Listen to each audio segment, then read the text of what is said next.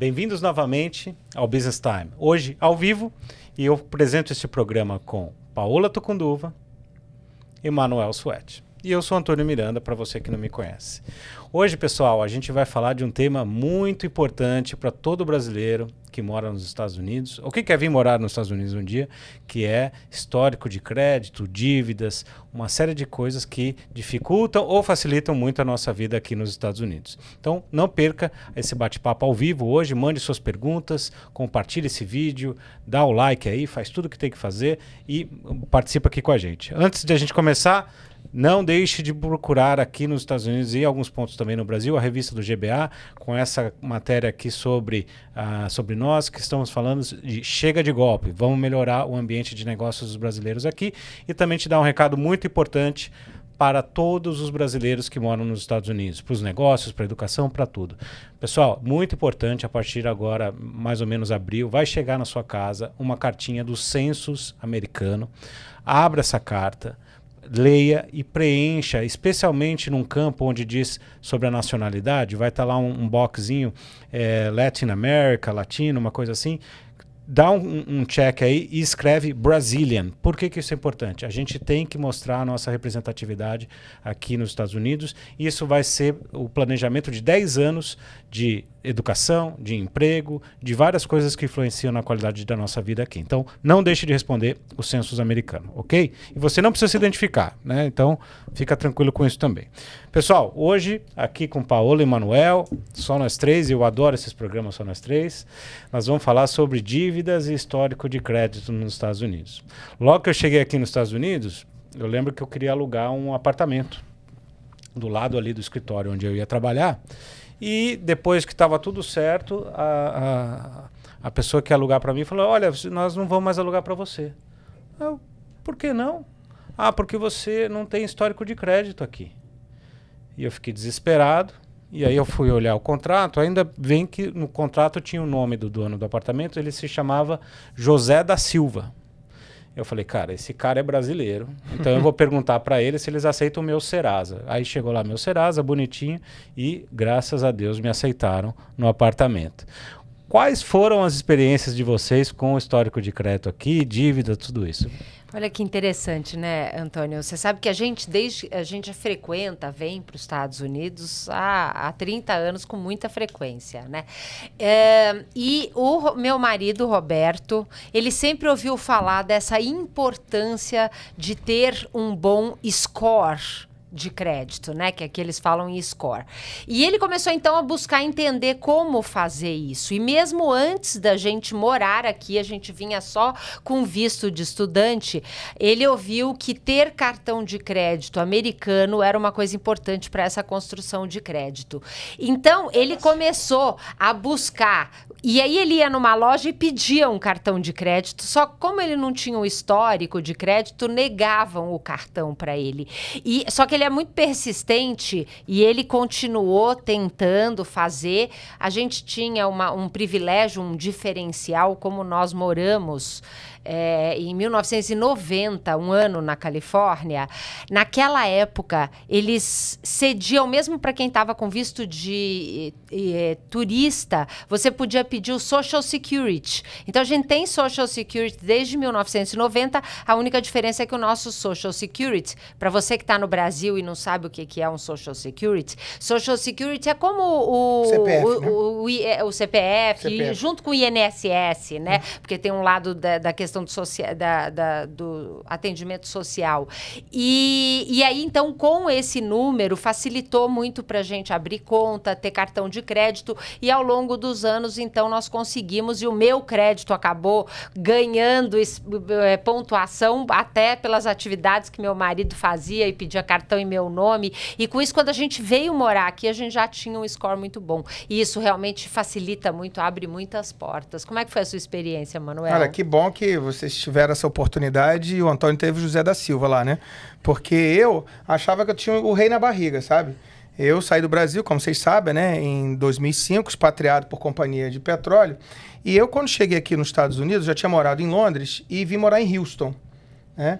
E foi muito interessante porque desde os meus 12 anos que eu trabalhei na Shell, eu sempre trabalhei com um banco, posso falar, o Banco Citibank, né? Que se vendia no Brasil como banco global. Então você quando está no Brasil, você fala, eu trabalho com banco global, significa o quê, Paola? Vai abrir as portas para mim no mundo, né? Me lembro como se fosse hoje, todo cheio de rei na barriga, entrando numa agência lá em Houston para pegar um cartão de crédito, né? Porque precisa comprar um carro. Tudo que acontece. E o gerente da agência falou para mim assim, não, mas você não tem crédito. Eu falei, como não tem crédito? Mas eu tenho dinheiro. Não, mas não importa. E aí foi um mito que eu ouvi, não, porque você não tem dívida. Eu falei, mas no meu país não ter dívida é ótimo, né? Então me dá um crédito. Não, aqui você precisa ter dívida porque você não tem histórico de crédito. Foi a primeira vez que eu ouvi isso. Acho que isso é um mito. Mas assim, ele me sugeriu uma empresa de cartão de crédito que trabalhava com o banco para que eles aceitariam o meu crédito, eu começar a gastar com aquela empresa pequena de cartão de crédito, para construir um crédito, que a gente vai falar um pouquinho sobre isso, e poder eles então me darem uma carta para eu poder ir na concessionária pegar um carro. Então assim, cheguei com o rei na barriga, com dinheiro na conta, expatriado, achando que, né, as portas se abriam, e não, eu passei a ser um cara que não era reconhecido, né, não tinha o cartão de crédito, não servia de nada para mim, e foi uma grande frustração trabalhar com um banco que eu achava que era um banco global, mas não me ajudou em nada, né? E depois eu descobri que essa história acontece com todo mundo, né, Paula? Então eu não tive a tua sorte, Antônio, de ter o José da Silva lá para poder me ajudar. Não. Mas essa foi a minha experiência com crédito aqui. Aí depois eu passei a estudar e entender um pouquinho, e logo depois eu consigo o cartão de crédito do Citibank. E esse é um dos motivos que eu cunhei aquele termo Zé Ninguém, né? A síndrome do Zé Ninguém. E você ir num banco e ter o dinheiro, vai lá e deposita e fala, me dá um cartão de crédito? Não, mas eu acabei de depositar X mil dólares aqui. Não, né? E outro dia eu fui numa loja de brasileiros aqui perto e eu vi lá, chegou uma pessoa com Porsche marrom. É mais difícil ver Porsche marrom, né? Tem. E aí eu vi assim, né? E você sabe até o jeito que brasileiro anda, de se veste. Eu falei, esse cara é brasileiro. Aí eu fui lá comprar as coisas e tal, tava na fila assim dele, e deu para ver, assim, abriu, a pessoa pagou com cartão de débito, né? Quando paga com cartão de débito, eu sei que é brasileiro recém-chegado ou que não tem o social, né? Porque o banco dá cartão de débito. Crédito, por mais que você seja rico, às vezes parece um privilégio, né? E agora, quando vocês foram fazer as primeiras aquisições aqui de imóveis ou carros, né? Como é que foi essa experiência para vocês? Foi fácil? Foi difícil? Eu acho que de novo, a questão de como nós já tínhamos um crédito muito bom, quando a gente foi comprar o primeiro carro que nós fizemos leasing, e isso para mim foi uma quebra de paradigma muito grande, porque o leasing, na verdade, é um aluguel. E para mim isso sempre foi, assim, uma insanidade. Pagar aluguel é uma coisa cara. Então, nós, na mentalidade brasileira, eu vou comprar um carro, eu vou pagar o carro à vista, e para não ter dívida, né, que é a nossa mentalidade lá no Brasil, e aí depois eu vendo o carro. E aqui eu escutava todo mundo falando em leasing. Eu falei, gente, mas como assim pagar o aluguel, usar o carro por 3 anos, depois de 3 anos você tem que devolver o carro e não recebe nada. Só que quando eu comecei a fazer a conta, e no nosso caso, como a gente já tinha crédito, nós já viemos para cá, só viemos depois que saiu o nosso Green Car, e a gente já tinha, né, a residência fixa e tudo mais aqui, então isso foi relativamente fácil. Assim que a concessionária viu tudo isso, falou, não, vocês estão aptos a pegar um leasing. Mas aí eu fui fazer conta, porque da minha natureza, eu não gosto de jogar dinheiro fora. E eu me surpreendi, sabe por quê, Antônio? Quando eu fiz a conta do valor que eu ia ter que pagar de aluguel, de leasing, durante 3 anos, era aproximadamente o mesmo valor que o carro ia se desvalorizar nesse período. Porque você vai comprar um carro, um simples conta, um carro de 25 mil dólares, 3 anos depois, você vai vender um carro desse provavelmente por 10, 12 a 15 no máximo. Então quer dizer que esse carro desvalorizou esses 10 mil dólares. E quando eu multipliquei o valor do leasing, ele dava mais ou menos a mesma coisa. E eu pensei comigo, meu dinheiro não vai ficar empatado no carro, porque se eu compro o carro de 25, a concessionária vai ficar com esse dinheiro. E só daqui 3 anos eu recupero os 15. Então, eu vou gastar só os 10, 12 que o carro iria se desvalorizar.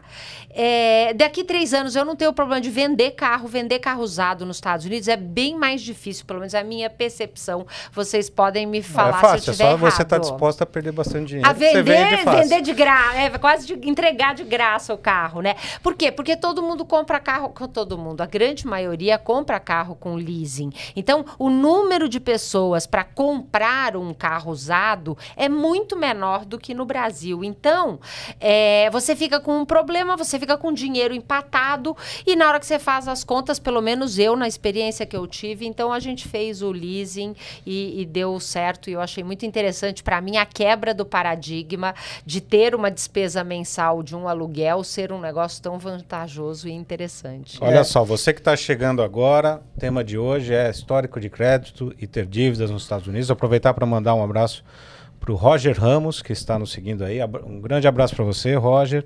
E a Roseli Ramos também. Não são parentes, mas o sobrenome Ramos. Manuel, eu vi que você está abrindo aí o Credit Karma, alguma coisa assim.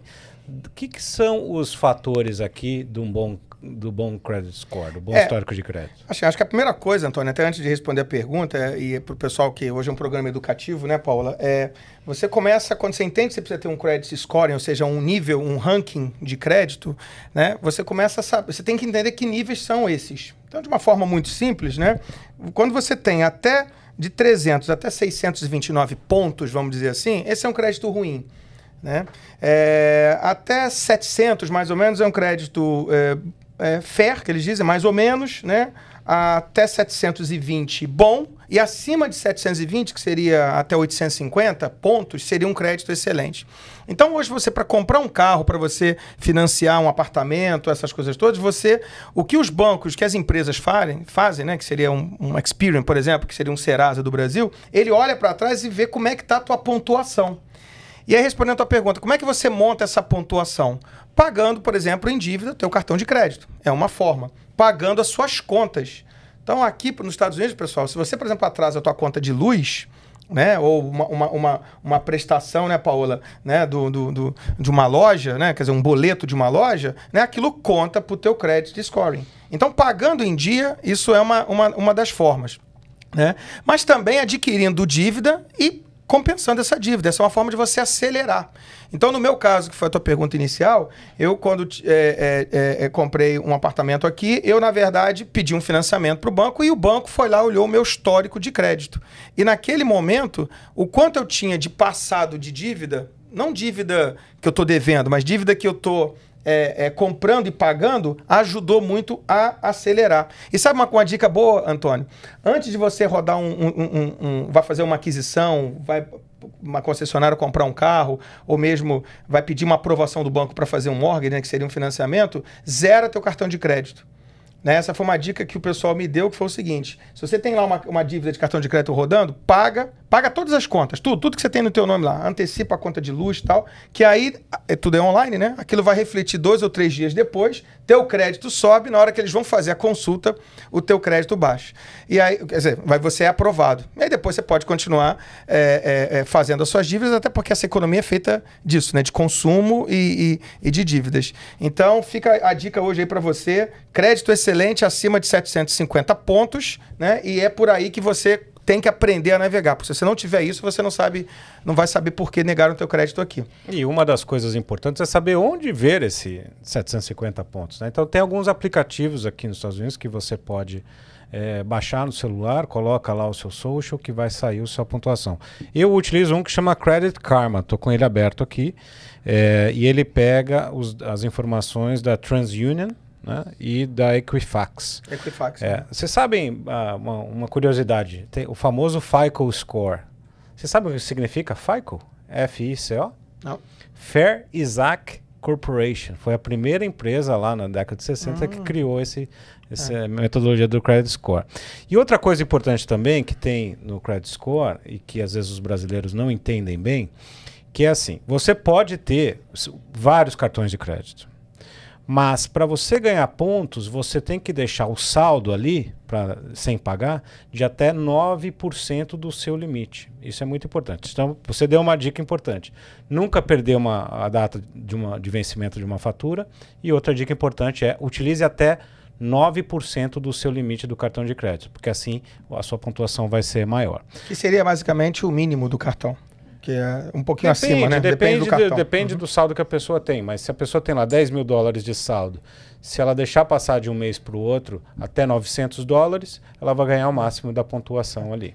Ô Paulo, eu não sei se é mito ou verdade, mas já aconteceu comigo o fato de você pesquisar demais como é que está teu crédito e pedir para várias empresas pesquisarem, isso é um indicativo que você está sendo negado. Eu já ouvi isso no financiamento. Eu não sei exatamente. O que eu ouvi, Manuel, é o seguinte, que quando a gente pede para que...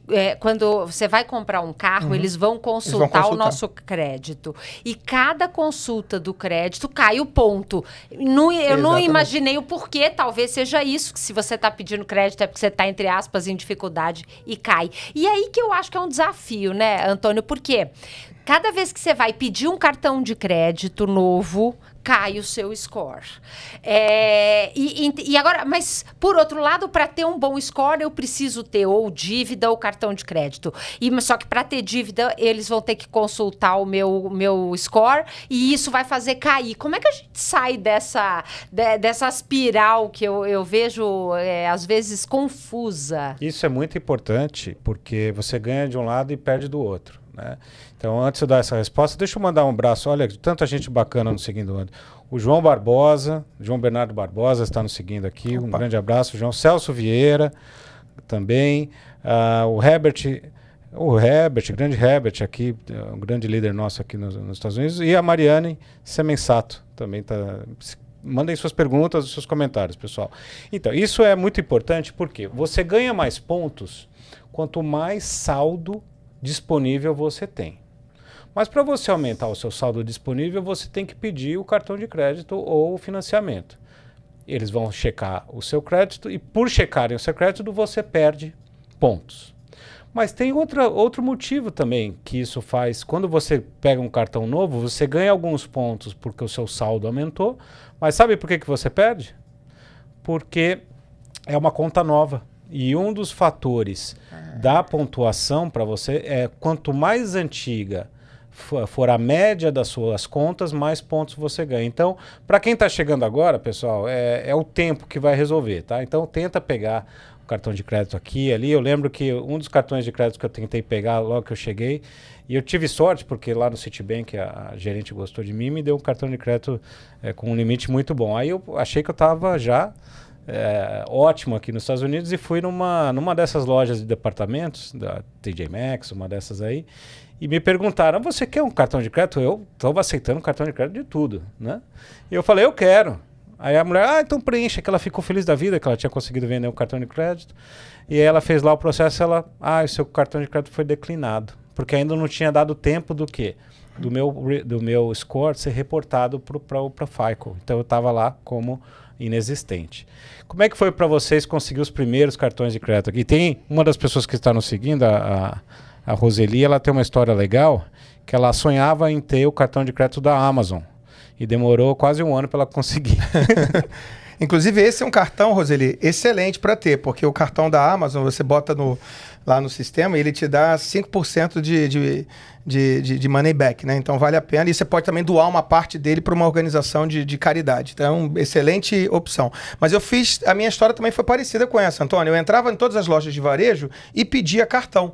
Né? Então, todas as lojas, até cartão da Macy's, cartão da Sears, cartão da JCPenney, cartão da Gap. Né? Eu tenho uma infinidade de cartões. No meu primeiro ano, eu construí cartões, que era uma compra simples, pegava o cartão, fazia, né? E isso acabou ajudando na época que eu comecei a entender a importância disso. Eu, quando morei primeiro aqui nos Estados Unidos, eu morei em Houston, e um americano, que eu aluguei a casa dele, ele me disse o seguinte, Manuel, a vida americana é a seguinte, a gente vive devendo. Obviamente isso mudou depois que a bolha também estourou. Mas o pensamento era mais ou menos assim, Paola. Eu tenho dívida do meu mortgage, né? Que é a casa que eu estou morando, estou pagando lá em 30 anos com taxas de juros. Vale dizer que as taxas de juros dos Estados Unidos são muito, muito baixas, são competitivas. E ele também faz o leasing, então está devendo lá. E ele está devendo para tudo. E vai botando a dívida dele, o working capital dele, no cash flow dele, ele vai fazendo ali no cartão de crédito. E eu não entendia por quê, que quando você recebe um cartão de crédito, a ênfase não está muito no benefício, está em 20 páginas que eles mandam da taxa de financiamento. Eu, como vinha daquela cabeça do Brasil de não, eu vou pagar o mínimo do cartão, porque os juros no Brasil do cartão de crédito são absurdos. Então ninguém refinancia os juros. E eu descobri que, na verdade, aquilo ali era a forma de você ter um crédito, um cartão especial, refinanciando a tua dívida do cartão. Então, o que o americano pensava? Ele vai levando aquilo na barriga, em algum momento vendia a casa, que já se valorizou, pagava o mortgage, pegava um refinanciamento da valorização, pagava o leasing, trocava de carro, pagava a dívida do cartão e pegava um cartão novo e mudava de casa, porque quando as crianças mais ou menos chegam numa determinada etapa, ele tem que mudar de casa.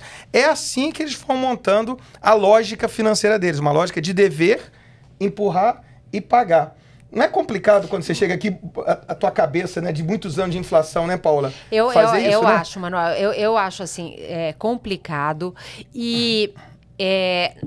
vendo a nossa experiência, e nem é minha, o mérito é totalmente do meu marido, que conseguiu um score que muito americano não tem, nunca ficamos devendo no cartão de crédito. A gente paga as faturas de cartão de crédito na íntegra. Vem aquelas cartas oferecendo, mude o seu cartão de crédito para cá com 0 de juros, eu rasgo na hora. Ah, mas é 0 de juros. Mas eu acho que a pessoa que vive empurrando dívida de cartão de crédito, e que grande parte dos americanos fazem isso aqui, começa com a história de construir crédito e vira um cancro, porque a pessoa não sai mais daquela dívida de cartão muito grande. E aí eu tenho uma dúvida, Antônio, eu não sei se você sabe me explicar, porque eu ouvi falar que uma das pontuações da dívida, do score, você só pode usar cerca de 20% do valor que você tem. Então, se eu tenho um cartão de crédito com limite de 20 mil, eu só posso gastar 4. Se eu gastar 20 mil, isso vai tirar pontos do meu score. Então, como que uma pessoa que está devendo no cartão de crédito, empurrando essa dívida para um lado e para o outro, e que teoricamente deve gastar perto do seu limite, alguma coisa assim, como é que isso pode contar positivamente para ele e isso está ajudando ao score dele? Então, eu tenho um pouco de medo de ser um pouco de mito, essa coisa de tem que ter muita dívida para ter um bom score. E depois que você entra, uma roda uma bola de neve que só vai crescendo em cima da sua cabeça. Não sei o que você acha, esse é um ponto Antônio. muito importante e assim, é importante quem está em casa entender o quê? Existem 6 fatores que influenciam no crédito. 3 deles são o que eles chamam de alto impacto. O primeiro e o mais importante é o histórico de pagamentos, ou seja, não deixar a conta vencer. E aí tem pessoal que às vezes está passando por um aperto e me pergunta, Antônio, mas como é que eu faço? Eu falei, olha, paga o mínimo pelo menos do cartão, porque se deixar vencer, seu credit score vai lá para baixo. O segundo mais importante é o que você está falando, que é a utilização de cartão de crédito. Só que não tem problema você gastar muito.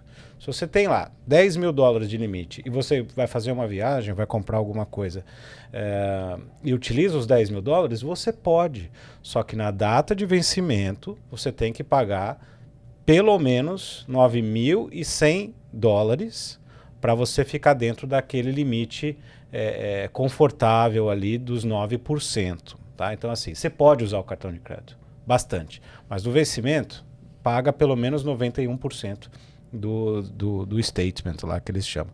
E o terceiro fator de maior impacto é o que eles chamam de derogatory marks, que é assim, alguém protestou você, mais ou menos assim, né? Olha, reclamaram aqui que você não pagou, tá?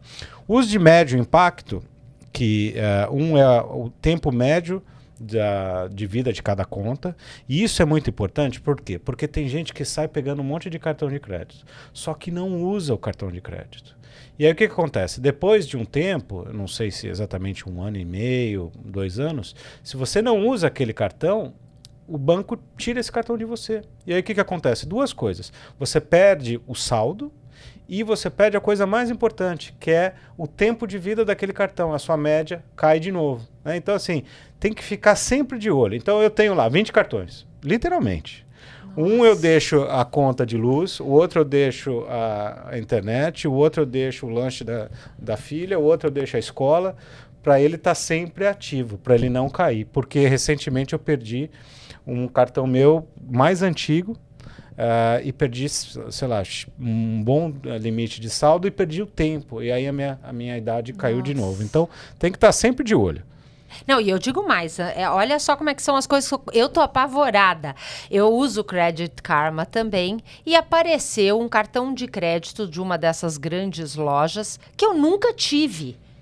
Um cartão de crédito não é meu. Eu fui na loja e falei assim, porque na hora que apareceu aquilo, eu falei, gente, será que eu tenho um cartão de crédito que nem eu lembro que eu tenho? Eu fui lá na loja, dei meu nome, meu Social Security, e a loja falou, você nunca teve um cartão de crédito aqui nesta loja. Significa que está registrado no meu score um cartão que não é meu. E eu tenho que entrar no Credit Karma, na entidade que está associando aquele cartão ao meu nome, que não é meu, e que a pessoa não está pagando, e isso está prejudicando o meu score. Então, eu não sei como isso veio parar, o trabalho de descobrir, e a gente é obrigado a acompanhar, porque senão, no fim, a gente é prejudicado. Então, isso é um assunto muito sério e complicado aqui. Agora, eu não tenho 20 cartões de crédito, não, pelo amor de Deus. E graças a Deus, meu score está 800, então não está ruim. Com certeza bom, não, né? tá bom. Vamos agora falar um pouquinho da diferença de você ter o crédito como pessoa física, que a gente está comentando aqui, mas também como empreendedor, né? Você sabe a diferença que eu tive? Eu não sei se vocês viveram isso. Quando abri minha primeira empresa de consultoria, eu abri a conta e consegui o cartão de crédito na hora. Isso foi com a minha primeira empresa de consultoria. E depois, quando eu abri a BTD, a mesma coisa. E eu não tinha relação com nenhum dos dois bancos. Ou seja, a experiência que eu tive pessoa física mudou. E aí eu perguntei para o gerente do banco e ele disse, óbvio, porque o seu histórico pessoal ajuda na construção, mas não necessariamente. Quer dizer, você na verdade... Porque como esse é um país muito para empreendedorismo, ele sabe que um negócio novo não tem história de crédito, então ele bota um limite baixo. Então a dica, na verdade, era a seguinte, era pegar um cartão com a menor taxa de juros, porque eu podia refinanciar, e que não pagasse nenhum tipo de FII. Né, aquele FII que você paga anual. E foi muito mais fácil. E como é que eu construí o crédito com desses dois cartões, né? E também outra coisa que eu aprendi na prática, vale a pena dizer para as pessoas. Se você tem um depósito para receber, ou de algum cliente, uma fatura, num momento grande, vai entrar, sei lá, na minha conta $100 mil lá de uma fatura, mas eu vou ter que pagar 90 para o fornecedor. Avisa para o gerente do banco, da tua conta de pessoa jurídica, né? Da tua conta e diz, olha, vai entrar 100 mil aí, vou deixar dormindo um dia, nesse um dia ele vai...